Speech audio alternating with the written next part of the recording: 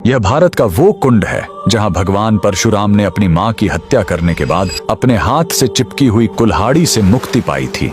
यह कहानी है महान ऋषि जमदग्नि और उनकी पत्नी पतिव्रता रेणुका की। कहते हैं रेणुका हर दिन नदी से कच्चे घड़े में पानी लाती थी और उनके सतीत्व के बल से वह घड़ा टूटता नहीं था। उनके 5 पुत्र थे जिनमें सबसे छोटे थे विष्णु अवतार परशुराम। एक दिन रेणुका ने नदी में कुछ गंधर्वों स्वर्ग के संगीतकार को जल क्रीड़ा करते देखा। उन्हें देखकर एक पल के लिए उनका मन मोह में पड़ गया और उसी क्षण उनके सतीत्व का बल टूटा और कच्चा घड़ा टूट गया। जब वो आश्रम लौटी तो ऋषि जमदग्नि ने अपने योग्य बल से जान लिया कि उनका मन भटक गया था। वो इतने क्रोधित हुए कि उन्होंने अपने पुत्रों को आज्ञा दी, अपनी मां का वध कर दो। जब चारों बड़े भाइयों ने मना कर दिया तो क्रोधित पिता ने उन्हें तुरंत पत्थर बन जाने का श्राप दे दिया। इसके बाद परशुराम ने पिता की आज्ञा को अपना धर्म समझा। उन्होंने भारी मन से अपनी कुल्हाड़ी उठाई और अपनी ही मां का सिर धड़ से अलग कर दिया। उनकी आज्ञाकारिता से प्रसन्न होकर जमदग्नि ने वरदान मांगने को कहा। परशुराम ने तुरंत अपनी मां को फिर से जीवित करने और साथ ही पत्थर बन चुके अपने चारों भाइयों को भी मुक्त करने का वर मांग लिया। सब फिर से जीवित हो गए, मानो कुछ हुआ ही न हो। लेकिन कहानी यहीं खत्म नहीं हुई।